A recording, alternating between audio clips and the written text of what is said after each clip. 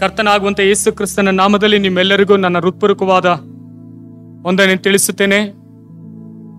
ದೇವರು ನಿಮ್ಮನ್ನು ನಿಮ್ಮ ಕುಟುಂಬವನ್ನು ಆಶೀರ್ವದಿಸಲಿ. ಬೆಳಗಿನ ಜಾವದಲ್ಲಿ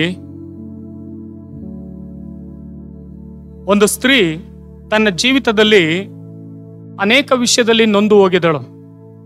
ಎಲ್ಲರಿಂದ ಕೈ ಬಿಡಲ್ಪಟ್ಟಂತ ಒಂದು ಪರಿಸ್ಥಿತಿಗೆ ಹಾದು ಹೋಗುತ್ತಾ ಇದ್ದಳು. ಆಕೆನ ನೋಡಿದ್ರೆ ಯಾರು ಪ್ರೀತಿ ಮಾಡ್ತಾ ಇರ್ಲಿಲ್ಲ. ಆಕೆನ ದ್ವೇಷಿಸ್ತಾ ಇದ್ರು. ಮಾತನಾಡಿದ್ರೆ ಆಗ್ತಾ ಇರ್ಲಿಲ್ಲ. ಆ ಸ್ಥಳದಲ್ಲಿ ಕುತ್ಕೊಂಡಿದ್ರೆ ಆಗ್ತಾ ಇರ್ಲಿಲ್ಲ. ನಿಂತ್ಕೊಂಡಿದ್ರೆ ಆಗ್ತಾ ಇರ್ಲಿಲ್ಲ. ಮಖದ ಮುಂದೆನೆ ಯಾರು ಸುಳಿಬಾರದು ಎಂಬುದಾಗಿ ಹೇಳುವಂತ ಒಂದು ನಿಟ್ಟಿಗೆ ಆ ಒಂದು ಸ್ಥಳದಲ್ಲಿ ಆಕೆ ಹಾದು ಬಂದಳು. ಆದ್ರೆ ಯೋಚನೆ ಮಾಡಿ ನೋಡಿ, ಅವರ ಕುಟುಂಬದಲ್ಲಿ ಅಂತ ಪರಿಸ್ಥಿತಿಯಲ್ಲಿ ಇರುವಾಗ ಯಾರ ಪ್ರೀತಿನೂ ಆಕೆಗೆ ಸಿಗ್ಲಿಲ್ಲ. ಯಾರ ಪ್ರೀತಿನೂ ಆಕೆಗೆ ತೋರಿಸುವವರು ಇರ್ಲಿಲ್ಲ. ಮನನೊಂದು ಹೋಗಿದಳು. ಒಂದು ಕತ್ತಲೆಯಲ್ಲಿ ಜೀವಿಸುವ ಒಂದು ಕಾರ್ಯಗಳು ಆಕೆಯಲ್ಲಿ ಕಾಣಲ್ಪಡ್ತಾ ಇತ್ತು. ಅದರಿಂದ ಹೊರಗಡೆ ಬರುವುದಕ್ಕೆ ಆಕೆಗೆ ಜಿಗುಪ್ಸೆ, ವೇದನೆ, ಲೋಕದಲ್ಲಿರುವ ಇಂಥವರೇನ ಇದಾರ ಎಂಬುದಾಗಿ ಹೇಳಿ ಮನೋಭಾವನೆ ಆಕೆ ಒಳಗಡೆ ಉಂಟಾಯಿತು. ಪರಿಣಾಮ ಅನೇಕ ವಿಧವಾದ ರೀತಿಯಲ್ಲಿ ಬೀರುವುದಕ್ಕೆ ಪ್ರಾರಂಭವಾಯಿತು. ಆ ಪರಿಣಾಮದ ನಿಮಿತ್ತವಾಗಿ ಆಕೆಯ ಜೀವಿತದಲ್ಲಿ ಮನನೊಂದು ಹೋದಳು.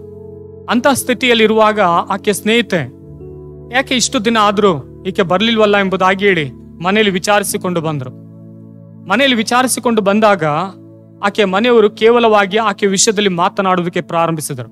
ನೋಡಿ, ಹೋಗಿ ಆ ಮೂಲೆಯಲ್ಲಿ ಬಿದ್ದಿದ್ದಾಳೆ, ಹೋಗಿ ವಿಚಾರಿಸಿ ಎಂಬುದಾಗಿ ಕೇವಲವಾಗಿ ಬಂದಂತ ಆಕೆಯ ಸ್ನೇಹಿತರೊಂದಿಗೂ ಅವರು ಕೆಟ್ಟದಾಗಿ ನಡೆದುಕೊಳ್ಳುವುದಕ್ಕೆ ಪ್ರಾರಂಭಿಸಿದ್ರು.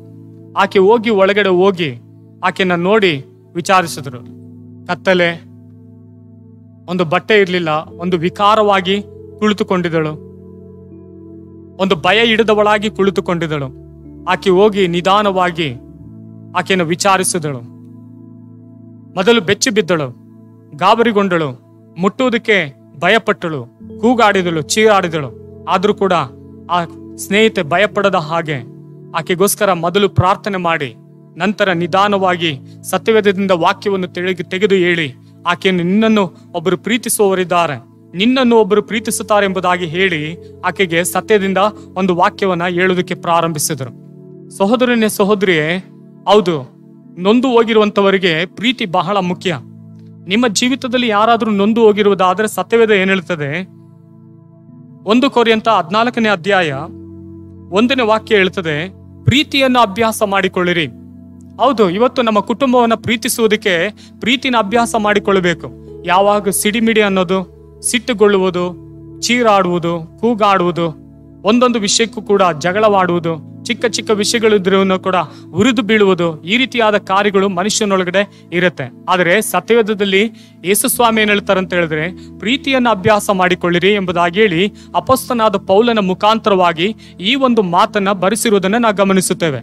ಹಾಗಾದ್ರೆ ಆಕೆನ ಪ್ರಾರ್ಥನೆ ಮಾಡಿ ಆಕೆಗೆ ಪ್ರೀತಿ ಬಗ್ಗೆ ಎಲ್ಲ ತಿಳಿಸಿ, ಮತ್ತೆ ಮನೆಯ ಒಂದು ರೂಮ್ನೆಲ್ಲ ಸ್ವಚ್ಛ ಮಾಡಿ ಆಕೆಗೆ ಬೇಕಾಗುವಂತನ್ನೆಲ್ಲ ಕೊಟ್ಟು ಮತ್ತೆ ಏನ್ ಮಾಡೋದು, ಹೊರಗಡೆ ಕರ್ಕೊಂಡು ಬಂದು ಪ್ರತಿದಿನ ಮನೆಗೆ ಹೋಗಿ ಕರ್ಕೊಂಡು ಬರ್ತಾ ಇದ್ಲು.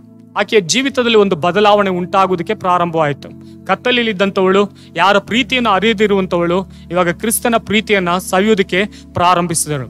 ಆಕೆ ಪ್ರೀತಿಯನ್ನು ಸವಿತಾ ಇವಾಗ ಯಾರು ಕುಟುಂಬದವರು ತಿರಸ್ಕಾರ ಮಾಡಿದ್ರು ಆ ಕುಟುಂಬದವರು ಅವ್ರನ್ನ ಪ್ರೀತಿ ಮಾಡೋದಕ್ಕೆ ಪ್ರಾರಂಭಿಸಿದ್ರು. ನೋಡಿರಿ, ಒಂದು ಪ್ರೀತಿ ಏನಾಗುತ್ತೆ, ಆ ಒಂದು ಸ್ಥಳದಲ್ಲಿ ದೇವರನ್ನು ನಾವು ಪ್ರೀತಿಯನ್ನು ಅಭ್ಯಾಸ ಮಾಡಿಕೊಳ್ಳುವಾಗ ಕುಟುಂಬದಲ್ಲಿ ಒಂದು ಬದಲಾವಣೆ ಉಂಟಾಗುವುದಕ್ಕೆ ಸಾಧ್ಯ. ಇವಾಗ ನೋಡಿ, ಆ ಒಂದು ಕುಟುಂಬ ಪೂರ್ತಿನೇ ಯೇಸು ಕ್ರಿಸ್ತನ ಕಡೆಗೆ ತಿರುಗಿಕೊಂಡಿತ್ತು. ಯಾಕೆಂದ್ರೆ ಆ ಒಂದು ಸ್ನೇಹಿತೆ ಕ್ರಿಸ್ತನನ್ನು ಪ್ರೀತಿಸುವುದರಿಂದ, ಕ್ರಿಸ್ತನ ಪ್ರೀತಿಯನ್ನು ಅಭ್ಯಾಸ ಮಾಡಿಕೊಂಡಿದ್ದರಿಂದ ಆ ಕುಟುಂಬ ಸಂಪೂರ್ಣವಾಗಿ ಯೇಸು ಕ್ರಿಸ್ತನ ಕಡೆಗೆ ಬರುವುದಕ್ಕೆ ಸಾಧ್ಯವಾಯಿತು. ಈ ಬೆಳಗಿನ ಜಾವದಲ್ಲಿ ದೇವರ ವಾಕ್ಯವನ್ನು ಕೇಳಿಸಿಕೊಳ್ಳುತ್ತಿರುವಂತ ನಿನ್ನ ಜೀವಿತದಲ್ಲಿ ಕ್ರಿಸ್ತನ ಪ್ರೀತಿ ಇದೆಯಾ? ಕ್ರಿಸ್ತನ ಪ್ರೀತಿಯನ್ನು ಅಭ್ಯಾಸ ಮಾಡಿಕೊಂಡಿದ್ದೀರಾ? ಸಹೋದರನೇ ಸಹೋದರಿಯೇ, ನೀವು ಪ್ರಾರ್ಥನೆ ಮಾಡುತ್ತೀರಿ, ಎಲ್ಲರೂ ಪ್ರಾರ್ಥನೆ ಮಾಡ್ತೀರಿ, ಸತ್ಯವೇದ ವಾಕ್ಯವನ್ನು ಓದ್ತೀರಿ, ಆಲಯಕ್ಕೆ ಬರ್ತೀರಿ, ಎಲ್ಲವನ್ನು ಮಾಡ್ತೀರಾ, ಒಳ್ಳೆಯದು. ಆದರೆ ನೀವು ಕ್ರಿಸ್ತನನ್ನು ಅರಿತಿರುವಾಗ, ಕ್ರಿಸ್ತನ ಕುಟುಂಬಗಳು ನೀವು ಆಗಿರುವಾಗ ಕ್ರಿಸ್ತನ ಪ್ರೀತಿ ನಿನ್ನೊಳಗಡೆ ಇರಬೇಕು.